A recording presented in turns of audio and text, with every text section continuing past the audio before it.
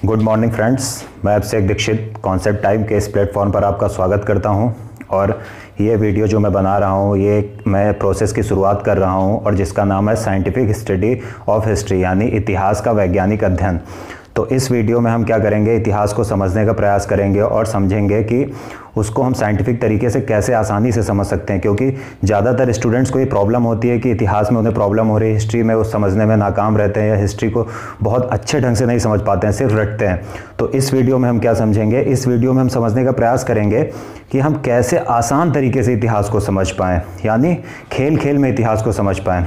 तो अगर मैं बात करूँ इतिहास की कि इतिहास क्या होता है, तो जैसे मैं कहता हूँ हिस्ट्री या इतिहास, तो आप सभी के मन में कुछ ना कुछ अपना पास्ट याद आता है। कुछ लोग उसी इतिहास को सोचकर खुश हो जाते हैं और कुछ लोग उसी इतिहास को सोचकर दुखी हो जाते हैं। लेकिन यहाँ पर हमें अपने या आपके इतिहास के बारे में नहीं पढ़ना है, हमें जिसे पढ़ना है, जिस इतिहास के बारे में पढ़ना है, वो इतिहास एक सब्जेक्ट है। तो यहाँ पर हम सबसे पहले समझने का प्रयास करेंगे कि इतिहास होता क्या है, यानी एक सब्जेक्ट जिसे हम हिस्ट्री कहते हैं वो क्या होता है। तो सबसे पहले अगर हम डिफिनीशन की बात करें तो इतिहास को हम साधारण शब्दों में कह सकते हैं, इतिहास की हम सामान्य परिभाषा दे सकते हैं, the study of past in the light of present is called history, यानी वर्तमान के प्रकाश में अतीत का अध्ययन ही इतिहास है। इसका मतलब समझने का प्रयास करते हैं। जैसे हम इतिहास किस लिए पढ़ते हैं, हम इस इतिहास न केवल इसलिए पढ़ते हैं कि हमें अपने पूर्वजों के बारे में जानकारी मिले, बल्कि हम इतिहास इसलिए भी पढ़ते हैं कि हमारे पूर्वजों ने जो गलतियां की हैं या हमारे पूर्वजों ने जो अच्छे काम किए हैं उनको हम प्रेजेंट में इम्प्लीमेंट कर सकें, हम उनसे कुछ सीख ले सकें, चाहे वो उनके गलत कामों के संदर्भ में हो या उनके अच्छे कामों के संदर्भ में हो। तो इस प्रकार से इतिहास की जो हम एक व्यवहारिक डिफिनीशन दे सकते हैं या व्यवहारिक परिभाषा दे सकते हैं, तो क्या हो सकती है, वो ये हो सकती है कि इतिहास का अध्ययन हम इसलिए करते हैं ताकि हम अपने पूर्वजों या अपने पास्ट से कुछ सीख कर अपने वर्तमान को बेहतर बना सके, यानी प्रेजेंट को बेहतर बनाने के लिए पास्ट का अध्ययन करना ही हिस्ट्री है, इतिहास है। तो इतिहास को क्या होता है कि इतिहास अगर हम देखें क्या होता है, इतिहास होता है स्टडी ऑफ पास्ट। तो इतिहास क्या हो गया, स्टडी ऑफ पास्ट। अब क्या होता है, इतिहास को पढ़ने का एक तरीका होता है, साइंटिफिक तरीका, जो वो ये होता है कि हम इतिहास को पढ़ने से पहले उसको विभाजित करें सही ढंग से। तो जिस इतिहास की हम बात करते हैं, इसे हम इतिहास को 3 पार्ट्स में डिवाइड कर सकते हैं। पहला, अगर हम इसे डिवाइड करने का प्रयास करें तो इतिहास को हम 3 पार्ट्स में डिवाइड कर सकते हैं। पहला जो पार्ट है उसे हम कहते हैं प्री हिस्ट्री या प्री हिस्टोरिक एज, जिसे हिंदी में हम कहते हैं प्राग ऐतिहासिक काल, यानी प्रागैतिहासिक काल,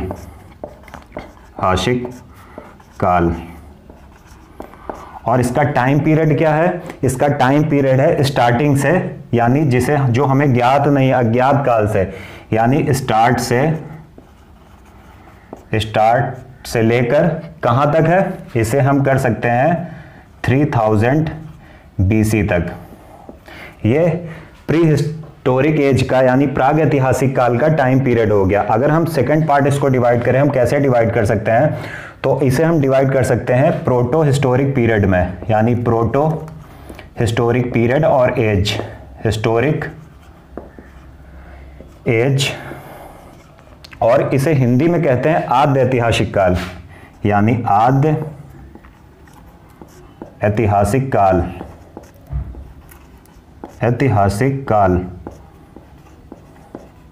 आद्य ऐतिहासिक काल। और इसका हमने टाइम देखा, टाइम पीरियड की स्टार्टिंग से, जो हमें ज्ञात ही नहीं है कि कब से सभ्यता विकसित हुई, कब से लोग आए, वहां से लेकर 3000 BC तक इसका टाइम पीरियड माना जाता है। और इसका टाइम पीरियड जो माना जाता है वो माना जाता है 2500 BC से लेकर, यानी 2500 BC से लेकर 600 BC तक। और अब जो हम इसका तीसरा डिवीजन देखेंगे कि इतिहास को हम यानी हिस्ट्री को हम तीसरे पार्ट में कैसे डिवाइड कर सकते हैं, किस नाम से करते हैं।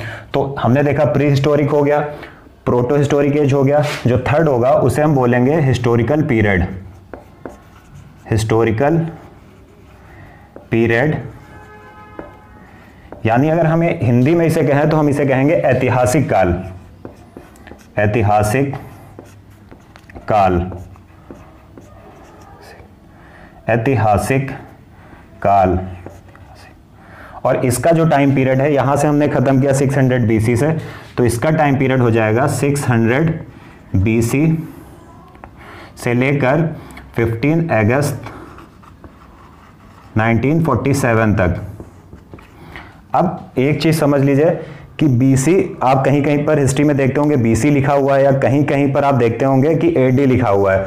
तो सबसे पहले इस पूरे टॉपिक को डिस्कस करने से पहले हम BC और AD के बारे में बेसिक समझ लेते हैं। दरअसल जीसस क्राइस्ट यानी ईसा मसीह का जब जन्म हुआ, ईसा मसीह का जब जन्म हुआ, उसके पहले का जो टाइम है उसको हम बोलते हैं बिफोर क्राइस्ट यानी BC, और जो ईसा मसीह के जन्म के बाद का टाइम है उसे हम बोलते हैं AD, यानी इसको बोलते हैं एनो डोमिनी। तो जो जहां पर AD लिखा होगा उसे समझिएगा कि ईसा मसीह के जन्म का बाद का टाइम है, और जहां पर BC लिखा होगा उसका मतलब होगा ईसा मसीह के जन्म से पहले का समय। तो ये हमने बेसिक समझ लिया। अब हम देखते हैं कि ये डिवीजन जो किया गया है वो किस बेसिस पर किया गया है, अर्थात डिवीजन का बेसिस क्या है। हमने डिवीजन तो समझ लिया, बहुत सारी बुक्स में आपको मिल जाएगा, लेकिन अब हम समझने का प्रयास करेंगे साइंटिफिक स्टडी मैंने क्यों कहा था कि किस बेसिस पर ये डिवीजन किया गया है। तो अगर हम पहली बात करें तो अगर हम देखें, मैं इसको बीच से लाइन ड्रॉ कर दे रहा हूं ताकि समझने में आसानी हो जाए।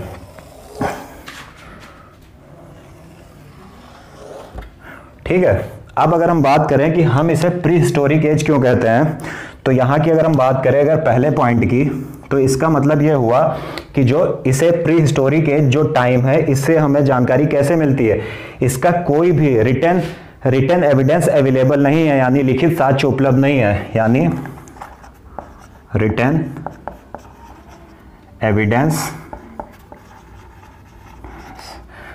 Evidence not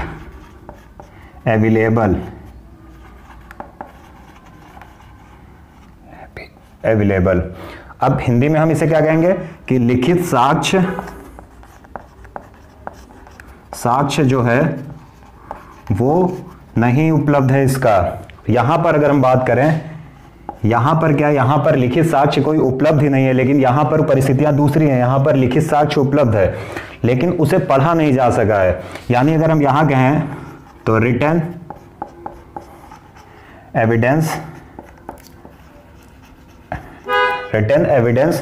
available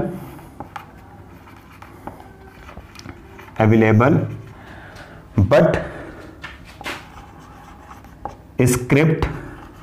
script not read yet.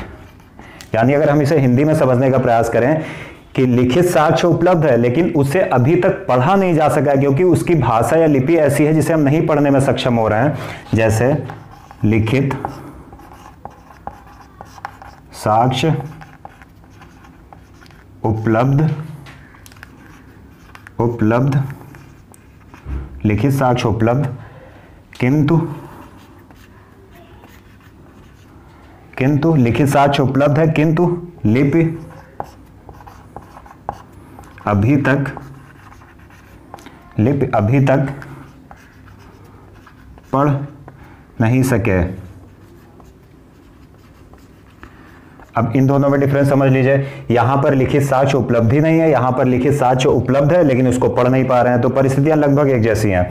अब यहां अगर हम हिस्टोरिक पीरियड की बात करें तो यहां पर क्या है, इन दोनों में यहां पर लिखित साक्ष्य नहीं है, यहां पर लिखित साक्ष्य उपलब्ध है लेकिन हम उसे पढ़ नहीं पा रहे हैं। अगर हम थर्ड कंडीशन की बात करें कि हिस्टोरिकल पीरियड में क्या होता है, तो यहां पर क्या होगा, यहां पर राइटिंग सिस्टम टोटली डेवलप्ड।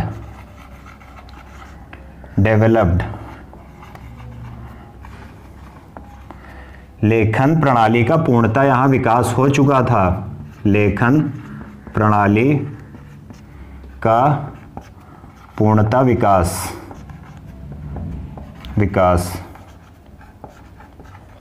अब देखते हैं अंतर। प्री हिस्टोरिक एज में जो लिखित साक्ष्य थे वो नहीं उपलब्ध हुए हैं।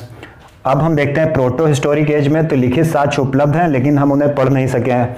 अब हिस्टोरिकल पीरियड में अगर हम ऐतिहासिक काल में देखते हैं, यानी 600 बीसी से 15 अगस्त 1947 के बीच के समय में, तो यहाँ पर क्या है कि यहाँ पर पूरे राइटिंग सिस्टम टोटली डेवलप्ड है, यानी लिखित साक्ष्य उपलब्ध है और उसे हम पढ़ भी सके। अब ये हमने पहला डिफरेंस समझ लिया। अब दूसरे डिफरेंस की बात करते हैं। अगर सीधी सी बात ये हो गई कि अगर प्री हिस्टोरिक एज में जो लिखित साक्ष्य हैं वो उपलब्ध नहीं है, तो प्री हिस्टोरिक एज का हमें इतिहास कैसे पता चला? तो हम बात करते हैं कि इतिहास कैसे पता चला। तो हमें लिखित साक्ष्य उपलब्ध नहीं है, लेकिन हमें आर्कियोलॉजिकल या पुरातात्विक साक्ष्य उपलब्ध हैं। आर्कियोलॉजिकल एविडेंस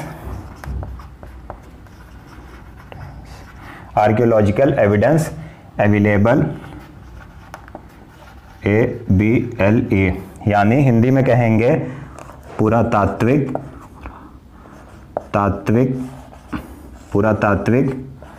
साक्ष्य उपलब्ध।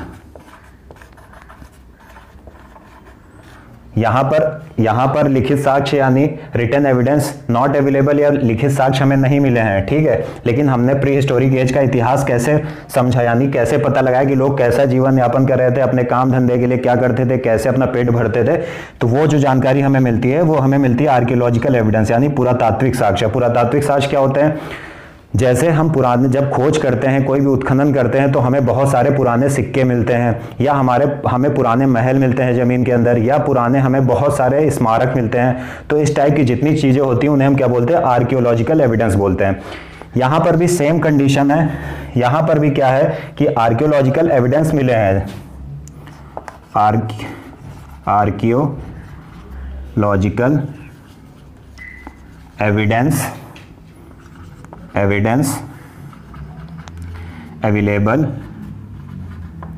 ABLE, यानी यहां पर भी क्या हो गया कि पुरातात्विक साक्ष्य उपलब्ध हैं। पुरातात्विक साक्ष्य उपलब्ध हैं। अब हम तीसरी कंडीशन में आते हैं, यानी तीसरे विभाजन में आते हैं। तो हम देखते हैं हिस्टोरिकल पीरियड की।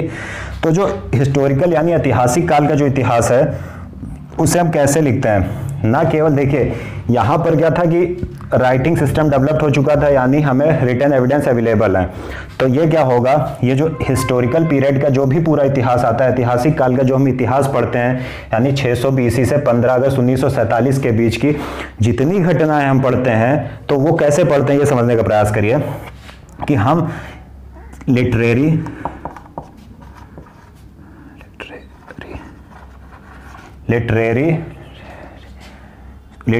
मतलब लिटरेरी जितने भी सोर्सेज हैं, सोर्सेज यानी जितना भी हमें लिटरेचर मिलता है, साहित्य मिलता है, और उसके बाद क्या होगा?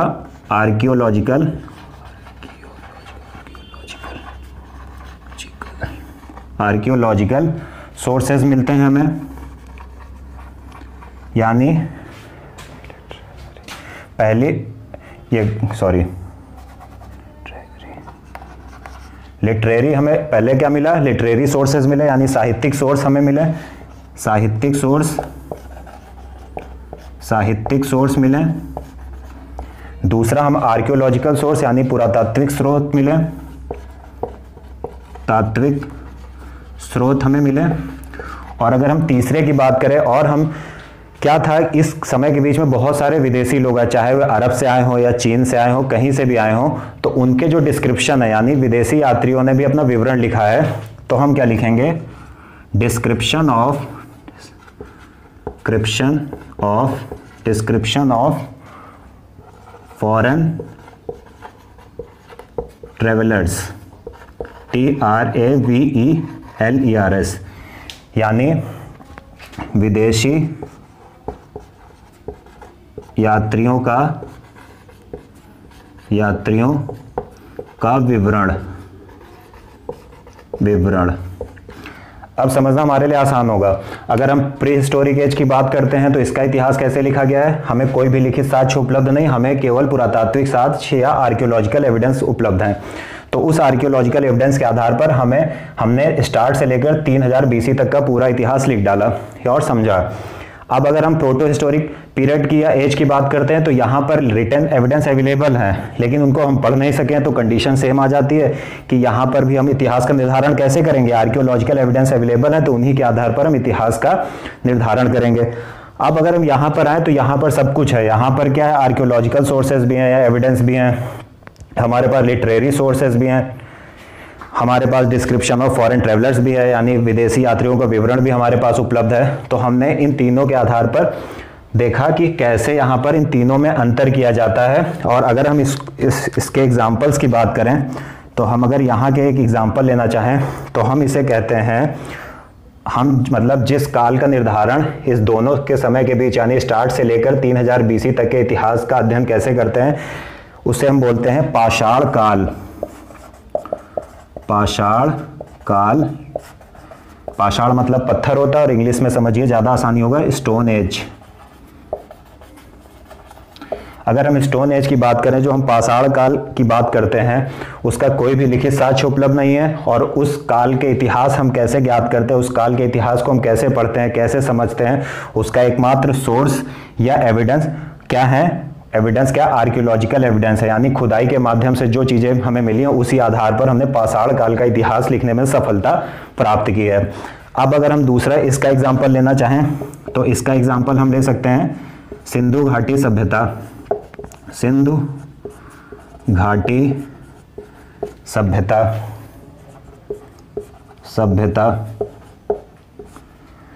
सिंधु घाटी सभ्यता इंग्लिश में कहते हैं इंडस वैली सिविलाइजेशन।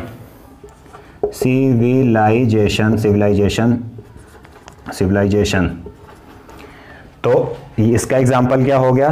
पाषाण काल यानी स्टोन एज। इसका एग्जाम्पल सिंधु घाटी सभ्यता का जो हम इतिहास पढ़ते हैं उसका हमारे पास कोई भी रिटन एविडेंस हम उसे पढ़ नहीं सके। मतलब रिटन एविडेंस तो मिले हैं लेकिन उनकी लिपि जो है वो चित्राक्षर टाइप में, मतलब ऐसी कुछ है कि एक गोला मिलेगा, एक त्रिभुज मिलेगा, फिर आपको कुछ और मिल जाएगा, तो हम उसे नहीं समझ पाए हैं। इसलिए जो हमें सिंधु घाटी सभ्यता का इतिहास या प्रोटो हिस्टोरिक एज का जो इतिहास है वो हम कैसे निर्धारित करते हैं? आर्कियोलॉजिकल एविडेंस के आधार पर करते हैं। वहीं पर अगर यहाँ पर हम देखें लिटरेरी सोर्सेज, यहाँ पर सब कुछ उपलब्ध है। यहाँ पर हम बहुत आसानी से इतिहास समझ सकते हैं और उसका अध्ययन कर सकते हैं। यहाँ पर राइटिंग सिस्टम भी टोटली डेवलप्ड हो गया था, भाषा हम पढ़ सकते हैं, लिटरेरी सोर्सेज भी उपलब्ध है, यहाँ पर आर्कियोलॉजिकल सोर्सेज भी उपलब्ध है, यहाँ पर डिस्क्रिप्शन ऑफ फॉरेन ट्रेवलर्स यानी विदेशी यात्रियों का विवरण भी उपलब्ध था। और इसका अगर हम एग्जाम्पल लेना चाहें तो इसका एग्जाम्पल हम ले सकते हैं फ्रॉम महाजनपदाज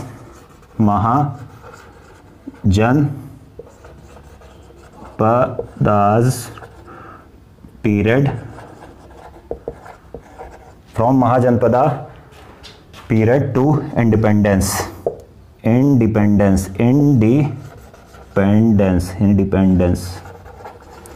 हम देखते हैं क्या हो जाएगा, from Mahajanapadas period to independence, यानी महाजनपद काल से लेकर आज़ादी तक का इतिहास, यानी महाजनपद से लेकर आज़ादी तक का जो भी इतिहास है वो उसके हमारे पास सारे सोर्सेज उपलब्ध हैं। यानी अब हम समझने का प्रयास अंतिम में एक बार देख लेते हैं, फिर से हम देख लेते हैं, समझने का प्रयास करते हैं। हिस्ट्री क्या होता है? हिस्ट्री होता है study of past in the light of present, यानी मतलब भूत का अध्ययन या पास्ट का अध्ययन इतिहास के प्रकाश में करना ही इतिहास कहलाता है। अब इतिहास को हम 3 भागों में विभाजित करते हैं ताकि आसानी से समझा जा सके। पहला भाग है प्री हिस्टोरिक एज, प्रागैतिहासिक काल, इसका कालक्रम है स्टार्ट से लेकर 3000 BC तक। दूसरा भाग है प्रोटो हिस्टोरिक एज यानी आदि ऐतिहासिक काल, इसका जो कालखंड है 2500 BC से 600 BC तक। तीसरा भाग है हिस्टोरिकल पीरियड, ऐतिहासिक काल 600 BC से लेकर 15 अगस्त 1947 तक। अब हम देखते हैं तीनों में अंतर कैसे करते हैं। जो प्रागैतिहासिक काल या प्री हिस्टोरिक एज है, यहाँ पर रिटन एविडेंस नहीं उपलब्ध है, यानी रिटन एविडेंस उपलब्ध ही नहीं है, कोई भी लिटरेचर या कोई भी बुक या पेज नहीं मिले हुए हैं। अगर हम प्रोटो हिस्टोरिक एज की बात करें तो यहाँ पर रिटन एविडेंस अवेलेबल है लेकिन हम उनकी लिपि को पढ़ नहीं सके हैं। भाषा और लिपि में अंतर ये होता है कि जैसे हम नॉर्मली हिंदी भाषा बोलते हैं, लेकिन वो भाषा जो हम नॉर्मली बोलते हैं ये भाषा हो गई, लेकिन इसी भाषा को जो लिखने का तरीका होता है उसे लिपि कहते हैं। जैसे हम हिंदी को कैसे लिखते हैं, हम हिंदी को बाएं से दाएं लिखते हैं, तो ये क्या हुआ, एक तरीका है लिखने का। हिंदी जब हम भाषा लिखते हैं तो भाषा के ऊपर ये लाइन खींचते हैं जिसे सिरोरेखा कहते हैं, तो ये भी एक तरीका हो गया। तो भाषा को लिखने का तरीका लिपि है। जैसे हिंदी को लिखने की लिपि देवनागरी है, अंग्रेजी को लिखने की लिपि रोमन है। तो यहाँ पर क्या हुआ, रिटन एविडेंस अवेलेबल है लेकिन उन्हें हम उनकी लिपि को पढ़ नहीं सके हैं, और यहाँ पर राइटिंग सिस्टम टोटली डेवलप्ड, पूरा विकसित हो चुका था। अगर हम दूसरी बात करें तो यहाँ पर आर्कियोलॉजिकल एविडेंस अवेलेबल है, और इन्हीं आर्कियोलॉजिकल एविडेंस के आधार पर हमने इस कालखंड का इतिहास निर्धारण किया। यहाँ पर आर्कियोलॉजिकल एविडेंस अवेलेबल है और इन्हीं आर्कियोलॉजिकल एविडेंस के आधार पर हमने इतिहास का निर्धारण किया।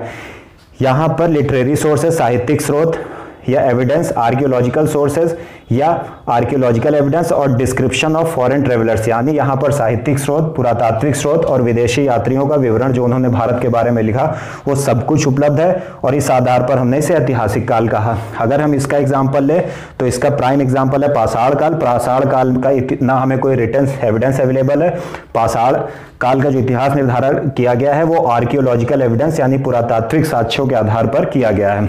अगर हम यहाँ की बात करें तो इसका एग्जाम्पल क्या होगा, सिंधु घाटी सभ्यता। लिपि तो है यानी रिटन एविडेंस अवेलेबल है, लेकिन हम उन्हें पढ़ नहीं पाए हैं। अब क्यों नहीं पढ़ पाए, क्योंकि उनकी लिपि चित्राक्षर लिपि कुछ टाइप में कुछ है कि कहीं गोले, त्रिभुज, सारे आकार के चित्र मिलते हैं। यहाँ की बात करें तो यहाँ हम देखते हैं 600 BC से 15 अगस्त 1947 आज़ादी तक का इतिहास। तो from Mahajanapada period to independence तक की अगर हम बात करें तो इसे हम कहते हैं हिस्टोरिकल पीरियड, क्योंकि यहाँ न केवल हमारे रिटन पूरा हमें एविडेंस उपलब्ध है, बल्कि यहाँ पर हमें आर्कियोलॉजिकल एविडेंस भी उपलब्ध है, हमें डिस्क्रिप्शन ऑफ फॉरेन ट्रेवलर्स भी उपलब्ध है। तो ये हमने पूरा समझा कि इतिहास क्या होता है, और इतिहास को हम किस कारण से, किस रीज़न से या किस बेसिस पर डिवाइड करते हैं, इस वीडियो में हमने पूरा समझा है। अब नेक्स्ट वीडियो में मिलते हैं, और नेक्स्ट वीडियो में हम इसके आगे की बात बढ़ाएंगे। उम्मीद है आपको वीडियो पसंद आई होगी। Thank you.